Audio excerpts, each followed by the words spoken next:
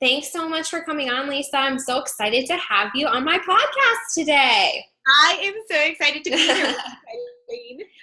I'm going to give a brief introduction for you so that those listeners that haven't read your book yet know who you are.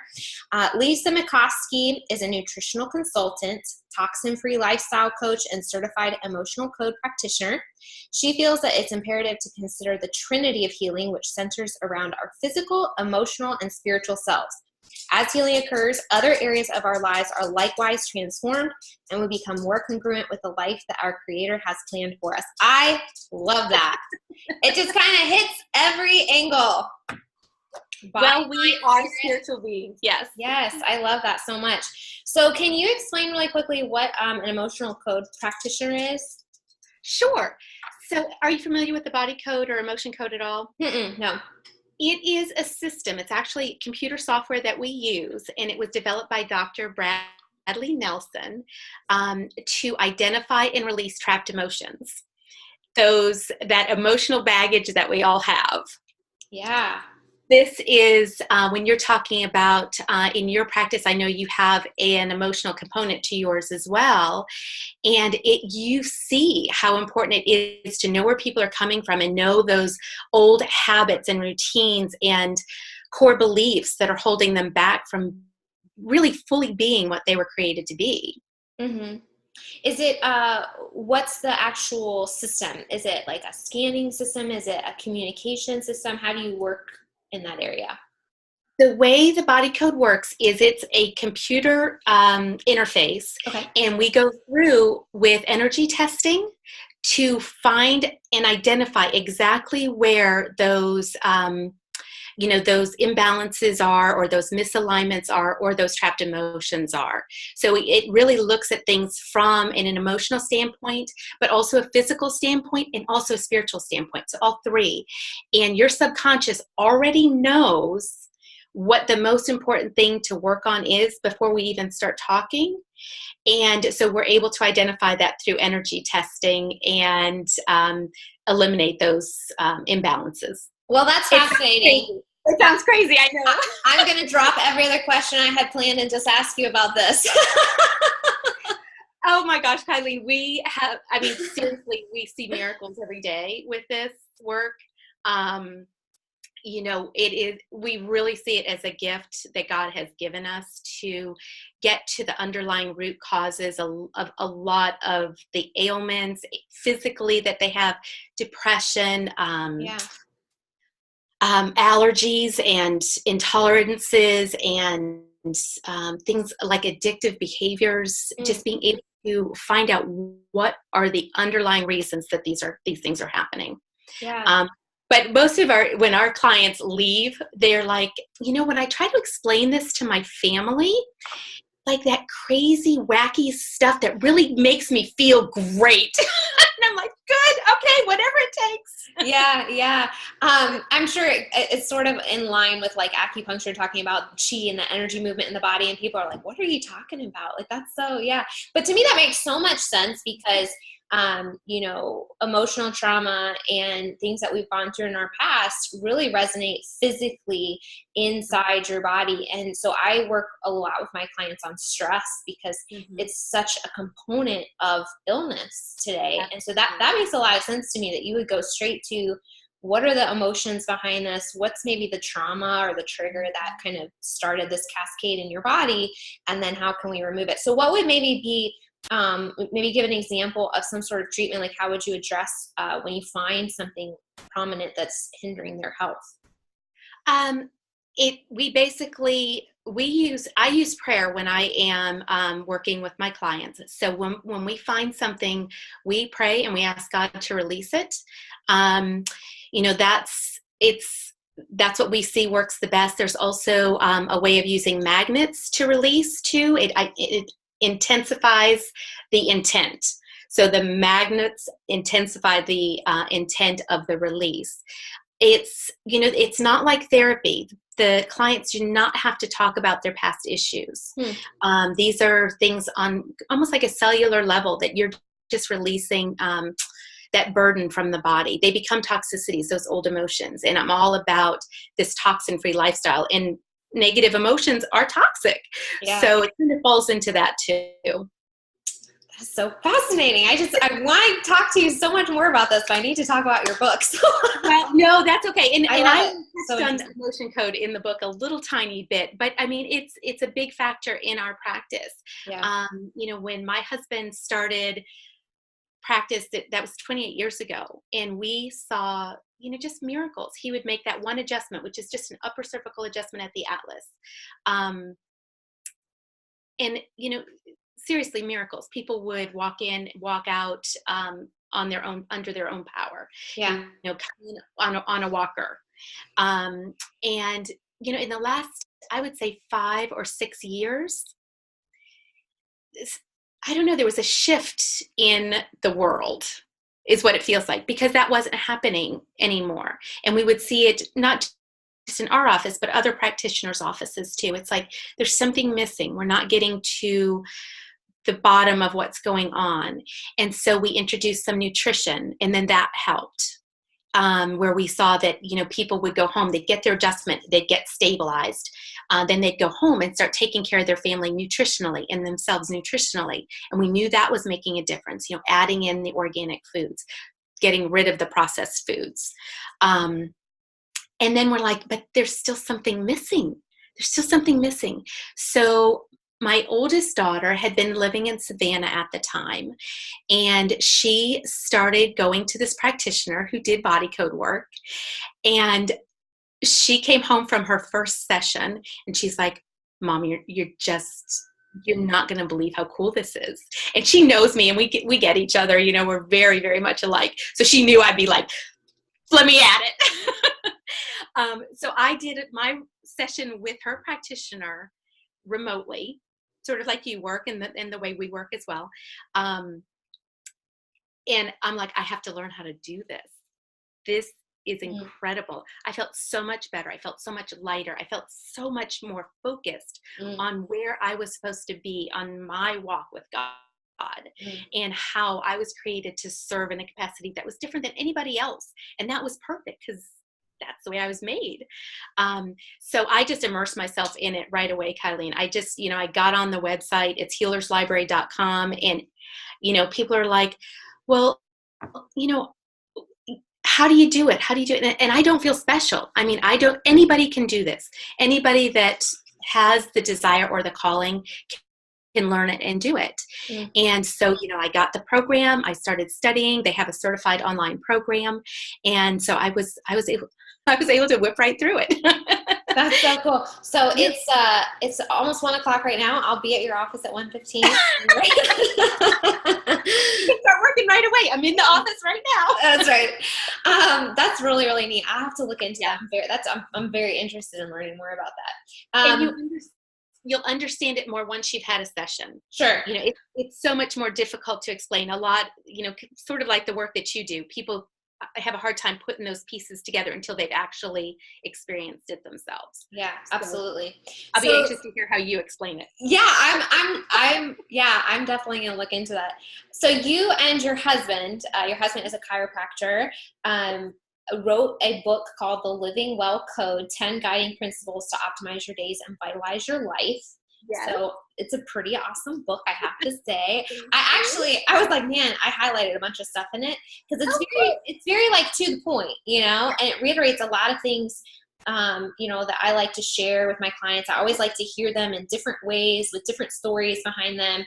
And I was like, I could just do a podcast reading my highlights, and just share, this is my favorite part of this. But I wanted to get on with you and ask you a little bit about it. So you did share in the book a little bit about how you were raised in your childhood and sort of the foods that you ate and how it affected you in adulthood. So what were some of the connections you made there from, as an adult who's interested in health and who's interested in helping others, and then looking back at your own history, what were some of the connections you made?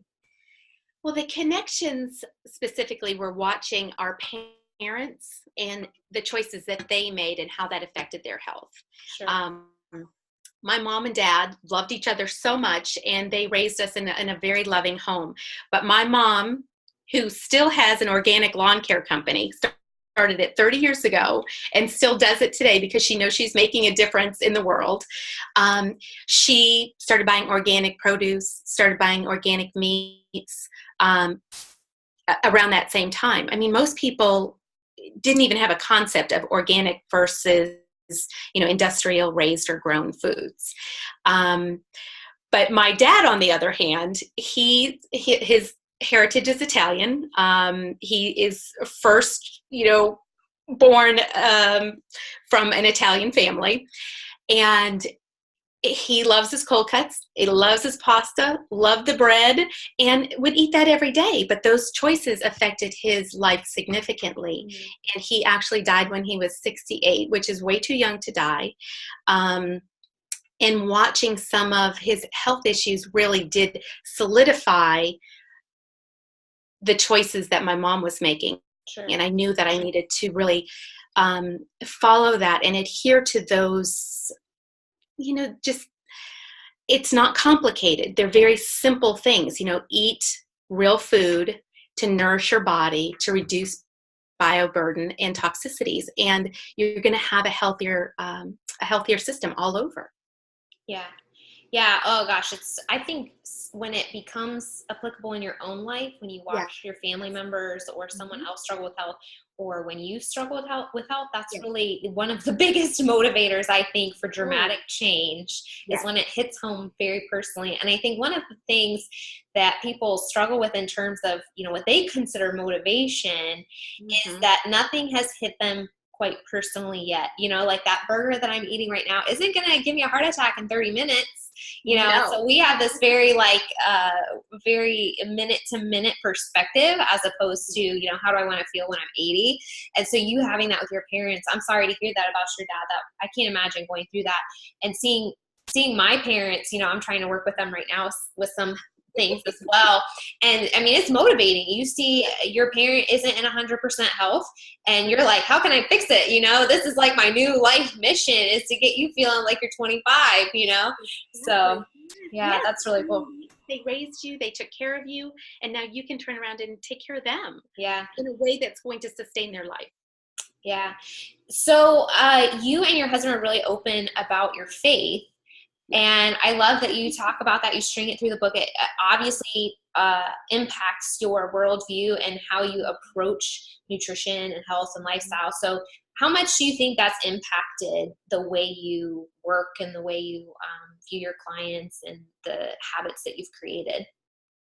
I think it's significant. I mean, God is woven throughout the book, but it's because he's woven throughout our life. We see our bodies as being temples that are on loan to us. And so we need to be good stewards of them. So everything that I eat, I need to, and I'm not saying that I'm perfect by any means. Last night we were at the Dayton Dragons game. I was not perfect last night. But balance. Yeah. We try to do 90-10 principle, but, it does make me think before I eat something that I know is going to affect me adversely or not going to be giving me the fuel or the sustenance that is going to make me feel the best. It just gives me the guidelines that are necessary to make the best choices. That's what I find with the Bible. It's our life book. It's our guideline book, The ultimate emotional code. Right, exactly. It really is. And it gives us it does give us a moral compass. It's a rule book, but it's done in a love letter style. I never take it as you have to do this or, something bad's going to happen to you. I feel like it's just God just guiding us to the right answers that we seek every single day.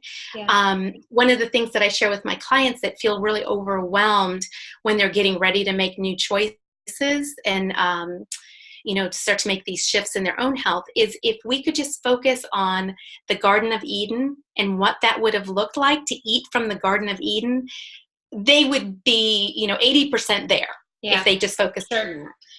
So that means no GMOs. I'm sure that the Garden of Eden have GMOs. No, really? Pesticides. So it really, I do want to make things as simple as possible for people. I don't want it to be overwhelming. There's enough overwhelm in the world without Yeah. adding foods and nutrient choices to that equation for them. Yeah. I love that perspective, because when I work, looking at the body and looking at food and looking at stressors, so it's very similar sounding to a lot of the things that you look for. The concept of intelligent design, to me, it just makes it so much easier to really know that your body is designed to work well. And so that if we give it the tools to do that, that we can kind of rest and relax and it'll do its thing, Absolutely, And, yes. yeah.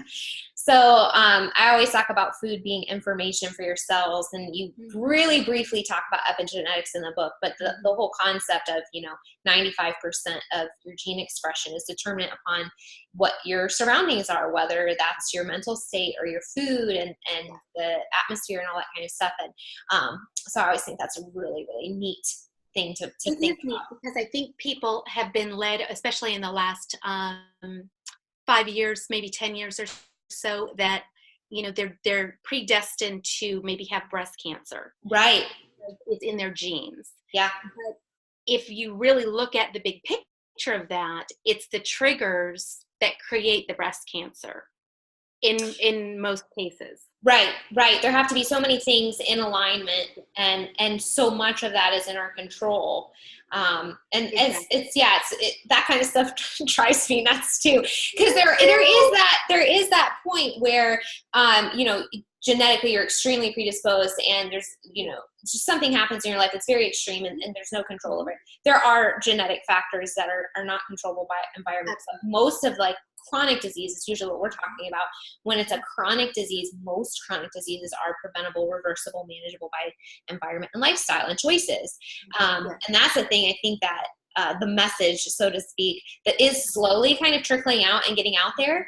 But yeah, the more we can share that, the better. Yeah.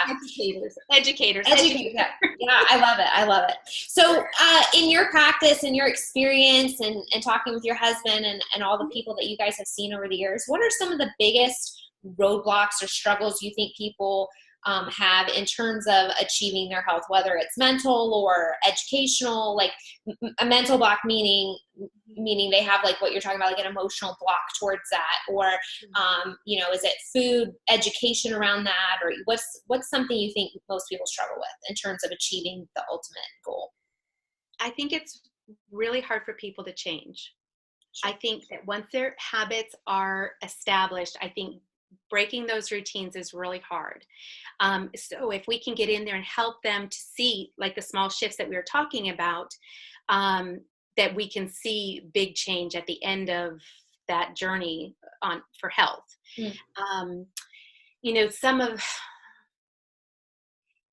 Some of the things that we see as far as chiropractically, it's that stigma that's attached to chiropractic too, where they really don't understand. They've heard really bad horror stories about chiropractic. And so our mission there is just educating as well. Sure. And so, but once they're here and they get it, and it's just, that's kind of it opens the floodgates for all these other amazing healing responses in their body. That's the starting point, because that's where the nervous system is housed. So once we can get that nervous system healthy, they start thinking clearer just with that. And then we add these other components, and that's good. But it's just getting in there and helping them to know they're in a safe place. It's going to be okay. And that their best health is yet to come. Yeah. Does that make sense? Yes. You're saying getting people to take that first baby step, letting them know it's okay. That sort of sets them up and breaks that barrier of fear that change is hard and scary. Yeah. No, I totally understand what you're saying. Yeah. So you do talk about the nervous system a little bit in the book and the physical structure and how chiropractic can help that. So let's get into the book a little bit. I want to share some of the fun stuff that you guys talked about. So you have 10 chapters that cover 10 different principles, overarching principles. And so in chapter 5, you guys talk about really briefly the epigenetics, kind of touch and go on that. And then the topic of chapter 5 is the fight or flight system. But one of the quotes in the book was, "Thoughts create reality and focus changes physiology." I love that quote. And we just really a second ago, we're talking about epigenetics being, the expression of your genes is so determinant upon your environment. But one of the things I love about this study is that it's not just the reality of your environment, it's how you perceive your environment. So you could be in the safest place in the world, but if you're perceiving it as stressful, your body then interprets that information as stress. And then so what are some life lessons or some practices that you have incorporated or learned to deal with stress and maintain a positive mentality? Mm-hmm. It is all about the mindset. And that's hard to teach people, because if we start to look at stress as being positive, because when we're in a stress, we can get a lot of stuff done when we're stressed, but if we see it not as a good thing, that stress is a good thing because it's the motivator to make the changes that we need to make. I know that it comes down to that mindset. One of the things that I have heard people talk about is, when you're in that stressed out state, take a Superman posture, put those shoulders back, stand up straight, legs apart, and just know that you got this, and really focusing on that. On a day-to-day basis, though, I think it's really, really important to be grounded, and have a gratefulness journal where you are talking about how important it is to recognize the beauty in the world, the people around you that love you so much, the changes that you're affecting in other people's lives, and how you're on this mission to help and serve your community and your families. I think that it's kind of a twofold thing. It's that instant where you are being cut off, on the highway. It's like, okay, what am I going to do with this stress now? But on a day-to-day basis, just making sure that you are grounding yourself every day so that you can deal with those situations in a much more manageable way. We're all going to have stress, and the world just keeps getting faster and more competitive and more almost angry. But if we keep looking at those things, that's what's going to happen to us too. We have to be the people that others are looking at to say, no, it doesn't have to be that way. Look, there's a positive way to look at this, and you can demonstrate that on a daily basis to them. It's cliche to say, stop and pray, but I do. It's that constant conversation that helps to guide me through those situations. And I rely on that a lot to get me through the day. The gratefulness journal, though, that's a powerful tool that we use for patients in the office too, especially ones that are dealing with depression. Because if they can identify at least 5 things every day that they're grateful for, even if it's just, being able to clap 1 time, 2 times, that's still some expression, that's still movement that they're getting. Or being able to brush their hair, or, just small things, but they're all really important, and they help to keep things in perspective. I think stress becomes more overwhelming when it is out of perspective. Overall, I know that this world is a good and happy place to be. And so if we can get back to that, that's good. One of the things that it's probably one of the first things for my initial intake, even for my clients, I don't want to call it a requirement, but it sort of is. I tell them they can't watch the news anymore. They have got to turn off the TV. Mm-hmm. And they're always like, how am I going to know what's going on? What if something bad happens? How am I going to know? And it's like, well, I promise you will. If it's that bad, you're going to know what's going on. But then we have K-Love, the Christian radio station. I say, if you really have to listen to the news, then on the hour, you can turn on K-Love and get their 5 top stories of the day, and you'll be good to go. Mm-hmm. And so that kind of fulfills their need to know what's going on in the world. But I know that them seeing the same horrible story time and time and time on repeat is detrimental for their health. And they have it doesn't affect them directly in 98% of the cases, but it's affecting them emotionally, and it makes them ineffective in everything they're supposed to be doing in their life. Their purpose and passion is affected by what they're seeing on something that they have no control over. Yeah. Oh, so that's one of the big things. I love that tip. That's I pretty much don't watch the news. It's a time suck, and it's very depressing. Exactly. Yeah, who would do that to themselves? So no, and one of the things, it's basically like you need to know enough to vote, and like you said, you can get that in about 10 to 15 minutes a day. yeah. You really don't need more than that unless your job is politics or your job is a newscaster. Most of us don't need that negativity. Yeah, no, I love that you recommend that to your clients. That's huge. I'm sure a lot of them see a big change in their mentality just from getting that out, I would imagine. Once they break the habit, they do really well with it. Most of the clients that we have initiated, even ones from 5 years ago, still don't watch the news. So that always blesses me. I was like, good for you. Pass along the word, Right. Share the love. So in chapter 7, you get more into like the nutritional side of things. Cause actually a lot of the book is not based on nutrition. It's based on other lifestyle habits, but there is a chapter sort of dedicated towards nutrition foundational principles, so to speak. It doesn't get into like the nitty gritty, but it gets into some good foundational principles.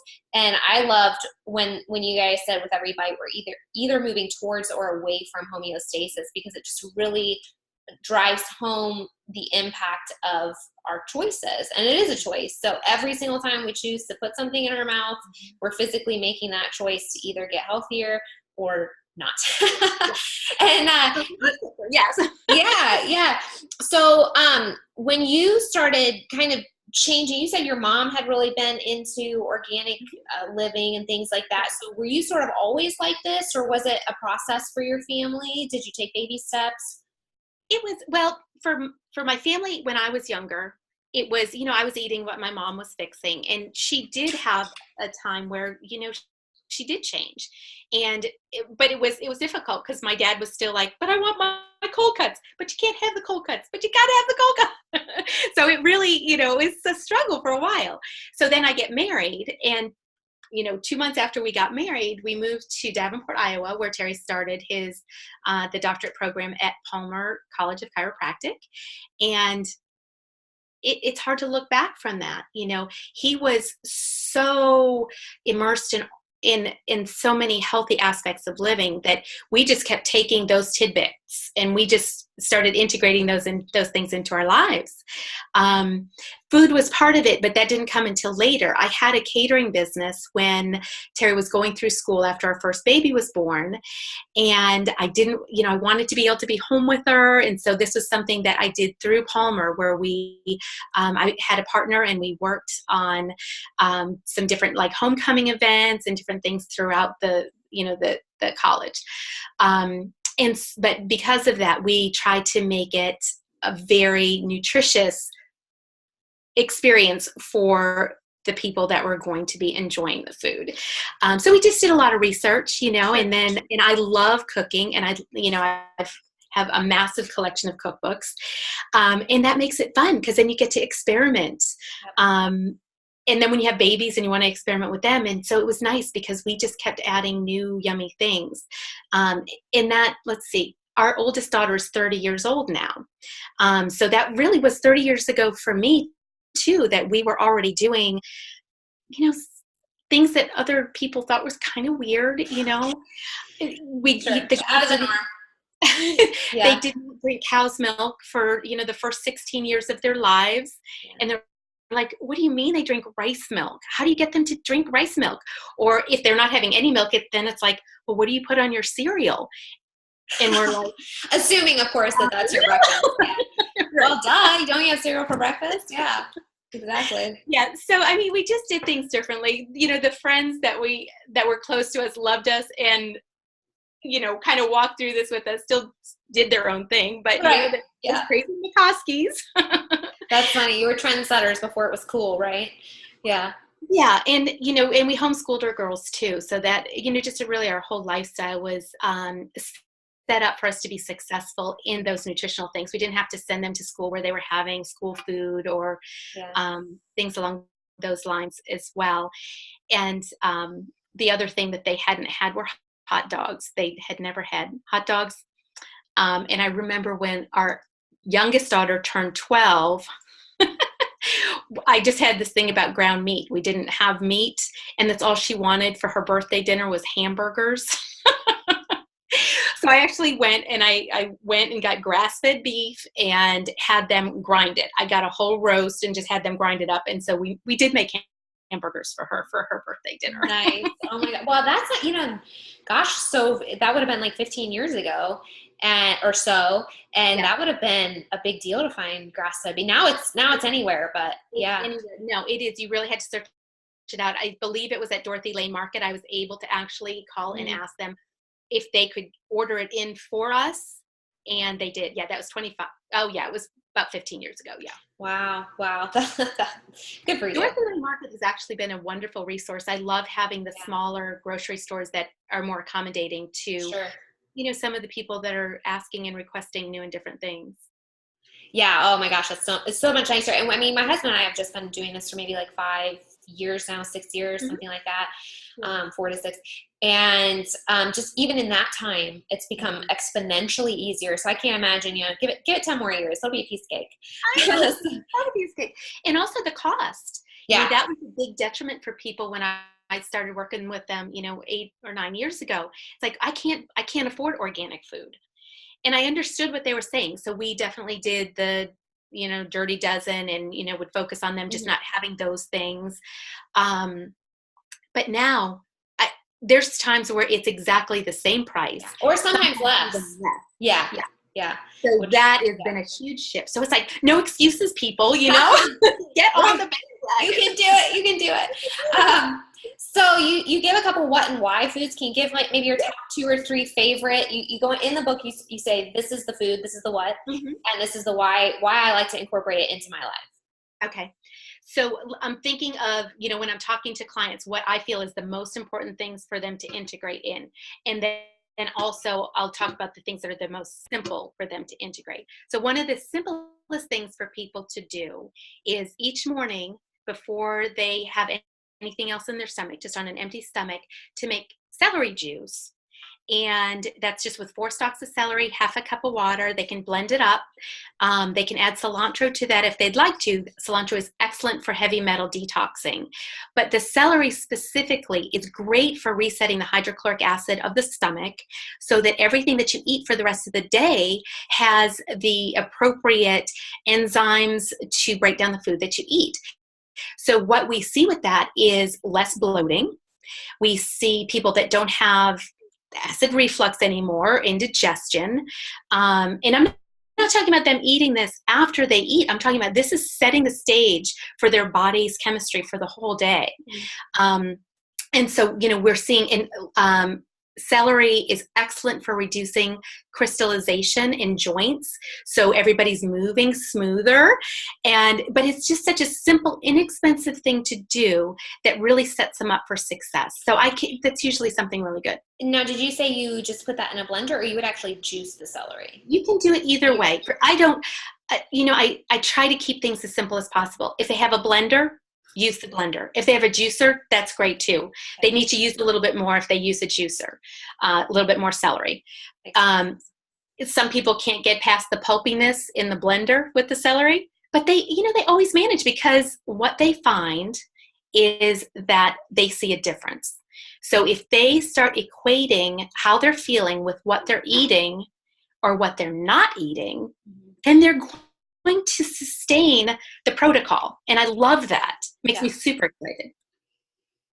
Really. Yeah, I love that. Yeah, no, it is. You have to see the benefit and then you're motivated to keep going. Okay. One more. Okay. It would probably be, I can't decide. Wild blueberries are a big hot topic for me right now, but bone broth would probably be the one. I was hoping you'd say that. I love bone broth. I love it too, Kylene. It is so good for us. Yeah. So I make it every week, and I usually make chicken and bone broth because it's easier for me to find organic whole chickens. We get a grass-fed cow, a half of a cow, and so I use up those soup bones pretty fast. So and it's harder for me to find the beef bone broth or the beef bones for the broth. So I make the bone broth every week, and it takes 48 hours. Super simple. It's just time to let it do its thing and get those enzymes into the broth and let it cook down. But we see phenomenal results with that too. The gut lining is healing. Do you see this with your clients? When they use bone broth? Oh, bone broth is so incredibly helpful for gut health. Oh my God. I should actually tell more of my clients to do it. Oh. But yeah, it is incredibly helpful for your gut lining. Yeah. Yeah. And so I usually have them, the tricky part is, and I'm working on a video. I actually took video segments of me over 48 hours doing the bone broth. I'm going to piece it together and do a video. It really is simple, but I think people are a little bit intimidated by the recipe at first. And it's like, no, you're really just throwing everything in this pot, and then the heat cooks it, and then you just eat it at the end of that 48 hours. It smells so good too. Oh my gosh. Yeah. And you can use it to cook with, but I usually have people, especially if they're trying to get away from coffee. I'm not anti-coffee. I'm anti-chemicals in coffee. But they can start using that as a replacement for their coffee. They still get that good energy from it. And then again, it's one of those things with the collagen, their skin starts looking better. They start moving better. And they're like, okay, I can do this. I just ordered from a company.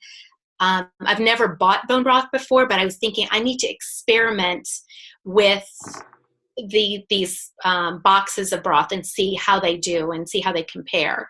I won't tell the name of it because I haven't used it yet because it hasn't come in.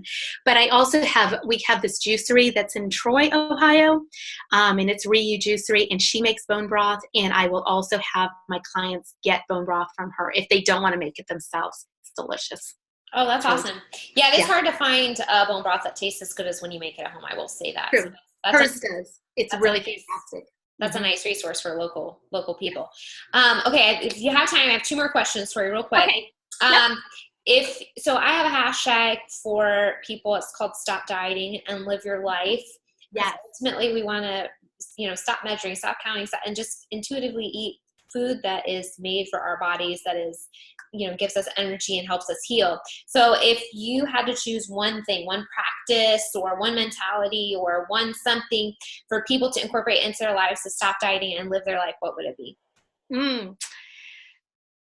That's wow, because there's so many things that I recommend, right? So how do you pick one thing? I know. Actually, I think we kind of touched on it a little bit, and that is equating how we feel with what we eat or don't eat. And so to do that effectively, I think people need to food journal, especially when they're embarking on a new health routine. That way they can really see the things that are making the difference for them. It's hard to take bread out of your diet. If you do it for 3 or 4 days, then you add it back in, and then you feel all that inflammation returning to the knees, you're probably going to say, is it worth it? Is that bite of bread worth it for me to feel like I can't walk up these steps right now? 9 times out of 10, I'm thinking that they're going to say, I can avoid the bread. Yep. And hopefully that is the case. I mean, that's what we see in our practice, is that they get really good at it. So we do encourage people, when we put them on a 21-day purification, we have booklets, and they fill them out. I love to review them at the end of their program, and see where their aha moments were and where their breakthroughs were. And, it's not about weight loss. It is so not even about weight loss. I did have a client last week say, I'm feeling, I'm not going to finish the purification, is what she said to me. I've lost 10 pounds. And so I'm done. And I said, but you don't understand that this was never about weight loss from the beginning. This is about your body resetting its major organs, that liver, cleaning out that liver, resetting the pancreas so it can, deal with the foods and the environmental toxicities that we have. So it's helping people to understand that they are making a difference in their own lives by, the choices that they make every single day. Yeah. I love it. I love that. The emotional connection is so critical. Yes, it is so critical. I when I talk to, I have an 8-week gut health program that I run, and I have to tell people it's not a diet program, it's not a detox program, although you probably will lose weight and you're going to detoxify. Those are side effects of longer life. Side effects we want. Those are the side effects we want. Yeah, exactly. Okay, so where can people buy your book, The Living Well Code? Where can they buy it? They can go to Amazon.com. Okay. If they order the hard book, the print version, they get the ebook for free. So they can get it instantaneously and wait on it. I do like for people to get the print book because I love for them to have those recipes for some of the different things that are in there. And they can kind of follow along and then just mark those up too. Yeah. I'm just kind I prefer hard copies. I mark up my books. I highlight. I I like that. So, what's your practice and website, and where can people find you? It's livingwellspinecenter.com is the website. And they can find us in Fairborn, Ohio. We're 1145 Channing Way Drive, Fairborn, Ohio. We've been here for almost 11 years in this building, but the practice, my husband has had the practice since 1995. So, okay. Awesome. Yeah. Well, go check her out, everybody, and go buy the book. And then I'd love to hear the feedback and how you enjoy it and what you learned from reading your book. I certainly enjoyed it. So thank you, Lisa, for being on. I really appreciate your time today. I appreciate you.